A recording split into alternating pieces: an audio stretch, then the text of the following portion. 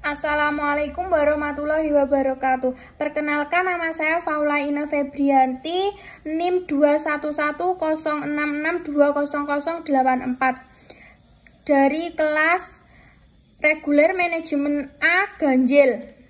Di sini saya akan memenuhi tugas UTS saya, mapel pendidikan agama Islam, yang menjelaskan materi tentang sumber hukum Islam. 1. Al-Quran. Sumber hukum Islam yang pertama adalah Al-Quran, sebuah kitab suci umat Islam yang diturunkan kepada Nabi terakhir, yaitu Nabi Muhammad SAW melalui malaikat Jibril. Al-Quran memuat kandungan-kandungan yang berisi perintah, larangan, anjuran, kisah Islam, ketentuan, hikmah, dan sebagainya. Al-Quran menjelaskan secara rinci bagaimana seharusnya manusia menjalani kehidupannya agar tercipta masyarakat yang berakhlak mulia. Maka dari itulah ayat-ayat Al-Quran menjadi landasan utama untuk menetapkan suatu syariat. 2. Al-Hadis. Sumber hukum Islam yang kedua adalah Al-Hadis, yakni segala sesuatu yang berlandaskan pada Rasulullah SAW, baik berupa perkataan, perilaku, diamnya beliau.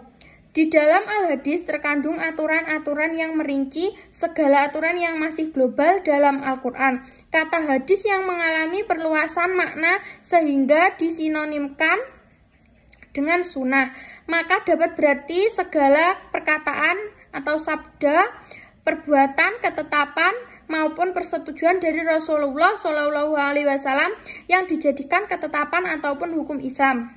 3. Ijma.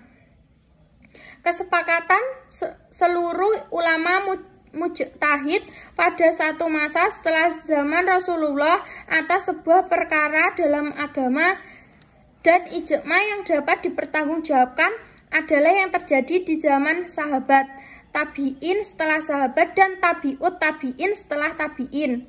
Karena setelah zaman mereka para ulama telah berpencar dan jumlahnya banyak, dan perselisihan semakin banyak, sehingga tidak dapat dipastikan bahwa semua ulama telah bersepakat. Selanjutnya yaitu macam-macam sumber hukum Islam. 1. Wajib. Hukum Islam yang pertama adalah wajib atau fardu.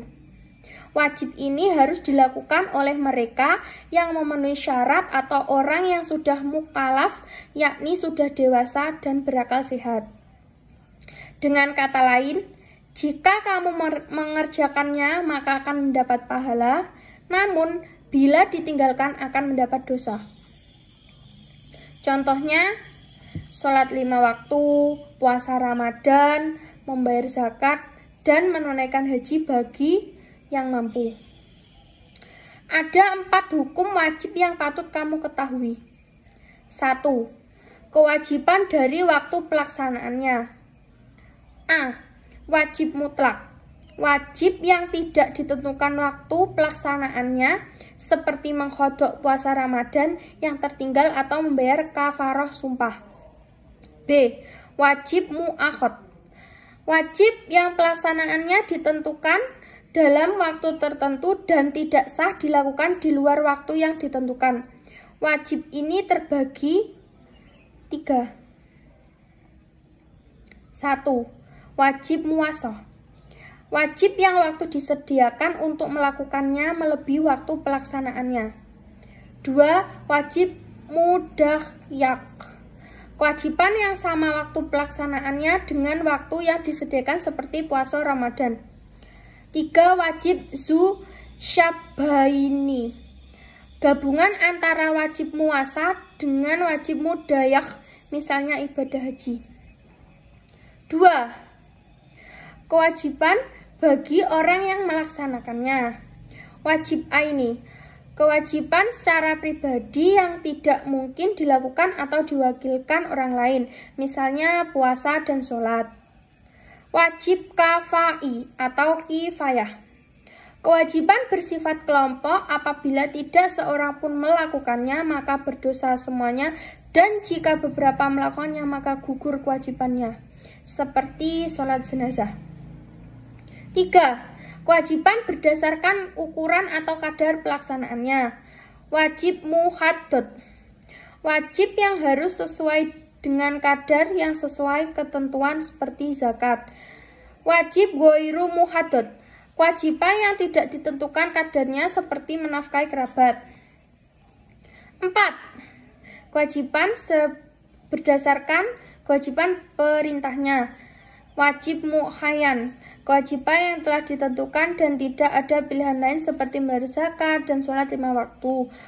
Wajib mukhayyar, kewajiban yang objeknya boleh dipilih antara beberapa alternatif. 2. Sunnah, hukum Islam selanjutnya adalah sunnah. Sunnah atau sunat adalah perkara yang dianjurkan bagi umat Islam. Artinya, jika dikerjakan maka akan mendapat pahala, namun jika tidak dikerjakan tidak apa-apa.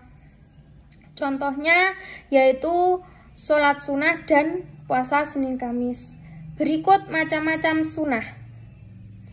Sunnah muakkad, sunnah yang sangat dianjurkan seperti sholat Idul Fitri, sholat tarawih, sholat duha, puasa Arafah, dan lainnya. Sunnah ghairu muakkad, misalnya memberi salam kepada orang lain. Sunnah hajat, perkara di dalam salat yang sebaiknya dikerjakan seperti mengangkat tangan ketika takbir. Sunnah abad, perkara dalam sholat yang harus dikerjakan ketika lupa dan harus melakukan sujud sahwi. Sunnah hadyu, perbuatan yang dituntut melakukannya karena begitu besar faedah yang didapat dan orang yang meninggalkannya tercela seperti azan, salat berjamaah, salat hari raya. Sunnah zaidah, sunnah yang apabila dilakukan oleh mukallaf dinyatakan baik, tapi bila ditinggalkan tidak diberi sanksi apapun. Misalnya mengikuti yang bisa dilakukan Nabi sehari-hari seperti makan, minum, dan tidur. Sunnah nafal, suatu perbuatan yang dituntut tambahan bagi perbuatan wajib seperti salat tahajud. 3. Haram, ini merupakan hukum Islam yang wajib kamu ketahui. Ada beberapa larangan yang berkaitan dengan hukum Islam. Jika kamu meninggalkannya maka mendapat pahala, sedangkan jika dikerjakan mendapat siksa dan dosa.